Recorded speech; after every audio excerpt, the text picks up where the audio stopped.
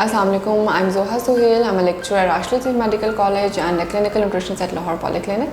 आज हम बात करेंगे डायबिटीज़ के बारे में, यानी कि शुगर के बारे में। शुगर एक ऐसा मर्ज़ है जिसका हमारी बॉडी में एक सर्टेन लेवल से बहुत ज़्यादा हो जाना या बहुत कम हो जाना, दोनों हमारी सेहत के लिए बहुत मुज़र है। अगर ये हमारी बॉडी में 70 यानी कि 70 से बहुत कम होना शुरू हो गई है तो उसकी मैनेजमेंट और है, और अगर ये हमारी बॉडी में 120 यानी कि 120 से ज़्यादा होनी शुरू हो गई तो उसकी मैनेजमेंट और है। और एक बहुत अहम बात मैं करना चाहूँगी कि इन दोनों के सिम्टम्स, यानी कि शुगर का हमारी बॉडी में कम हो जाना या ज़्यादा हो जाने के जो अलामात हैं, जो सिम्टम्स हैं, वो ऑलमोस्ट एक जैसे होते हैं। यानी कि आंखों के आगे धुंधलापन नज़र आना शुरू हो जाता है, बहुत ज़्यादा कमज़ोरी शुरू हो जाती है, कोई भी काम करने का दिल नहीं करता। तो ऐसी सिचुएशंस में पेशेंट्स को चाहिए कि वो कोई भी मैनेजमेंट, कोई भी इलाज करने से पहले अपनी शुगर को इमीडिएटली चेक कर लें कि हमारी शुगर कितनी आ रही है। अगर तो वो 70 से कम आ रही है तो उसके अंदर पेशेंट्स को मैं रिकमेंड करती हूँ कि वो एक कोई भी टॉफ़ी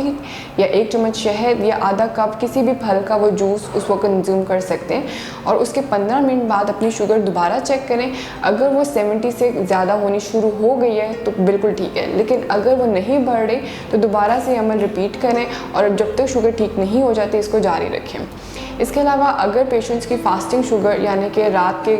यानी कि फास्टिंग यानी कि जो सुबह नाश्ते से पहले की शुगर है, वो अगर 120 से ज़्यादा आ रही है तो उसके लिए फिर मैं पेशेंट्स को लाइफस्टाइल मॉडिफिकेशन देती हूँ कि अब आपने अपनी पूरी ज़िंदगी में ये चीज़ें फॉलो करनी है ताकि शुगर से रिलेटेड जितने दूसरे मसले हैं उनसे आप बचे रहें। क्योंकि जिन लोगों की शुगर ज़्यादा होती है उन लोगों को फिर बहुत ज़्यादा किडनी के मसले शुरू हो जाते हैं, आँखों में मोतिये का इशू शुरू हो जाता है, उनके हाथों के और पाँव के एंड पे जो नर्व्स हैं वो डैमेज होना शुरू हो जाती हैं, यानी कि एक सेंस करने की जो सिफ्त है वो ख़त्म हो जाती है।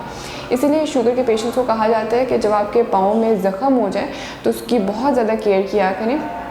क्योंकि ज़ख़म होने के बाद क्या होता है कि वहाँ पर सेंस होती नहीं है और ज़ख़म बिगड़ता चला जाता है और फिर बात पहुँच जाती है उसको कटवाने तक, टांग, हाथ, इसी तरह से फिर वो कट जाते होते हैं, क्योंकि एंड पे हमारी जो सेंस करने की सिफ्त है वो ख़त्म हो जाती है। तो आज हम यहाँ डिस्कस करेंगे कि शुगर के मरीज़ अपने डाइटरी हैबिट्स किस तरह के रखें ताकि उनकी जो शुगर है वो नॉर्मल रेंजेस में रह सके। सबसे पहले यहाँ मैं बात करूँगी चावल और आटे के बारे में। बहुत से घरों में आजकल सफ़ेद आटा भी इस्तेमाल हो रहा है और चक्की वाला आटा, यानी कि जो छान वाला आटा है वो भी इस्तेमाल हो रहा है। जिन लोगों के घरों में ये चक्की वाला आटा, छान वाले आटे की रोटी और बिस्किट्स वगैरह बन रहे हैं वो बिल्कुल ठीक कर रहे हैं, उनसे इनकी शुगर जो है वो बहुत आराम से बढ़ती है, जिस वजह से डायबिटीज़ का रिस्क कम होता चला जाता है। इसके अलावा वो लोग जो सफ़ेद आटा इस्तेमाल कर रहे हैं, यानी कि मैदा इस्तेमाल कर रहे हैं या मैदे से बनी हुई अशिया इस्तेमाल कर रहे हैं, जिसमें बेकरी की चीज़ें भी आ जाती हैं, तो उससे क्या होता है कि आपकी शुगर एकदम से बढ़ जाती है और उससे रिलेटेड दूसरे मसले भी बढ़ना शुरू हो जाते हैं।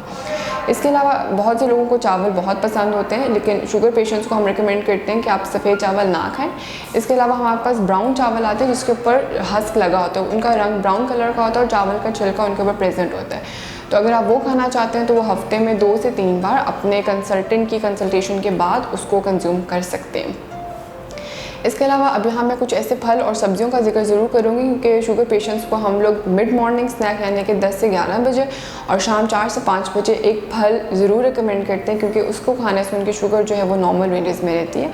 तो ऐसे फल और ऐसी सब्जियों से परहेज़ करें जो शुगर को बढ़ाती हैं, जिसमें सबसे पहले हमारे पास आम आ जाता है, केला आ जाता है, खजूर आ जाती है।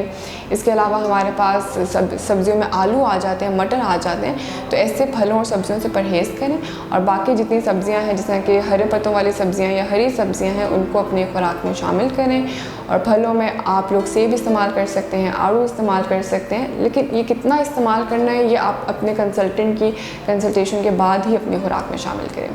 इसके अलावा जब हम बात करते हैं गोश्त के बारे में या दूध दही के बारे में, तो उसमें ऐसा गोश्त जिसमें चिकनाई बहुत ज़्यादा हो जाती है, जैसे कि मटन है, बीफ है, इसका कीमा भी या चाहे इसका आपको पीस ले रहे हैं तो उसमें जो चिकनाई की मकदार है वो बहुत ज़्यादा है, तो लिहाजा इससे परहेज़ करें। और आप चिकन का इस्तेमाल ज़्यादा कर सकते हैं और चिकन के साथ साथ आप मछली का इस्तेमाल भी कर सकते हैं। और दूध दही में भी यही बात है कि जितने बलाई वाला दूध है जिसमें चिकनाई बहुत ज़्यादा है उसको अवॉइड करें, और जो स्किम मिल्क है जिसमें से हम बलाई रिमूव कर देते हैं उसको अपनी डाइट में जो है आप ज़्यादा एनहांस करें।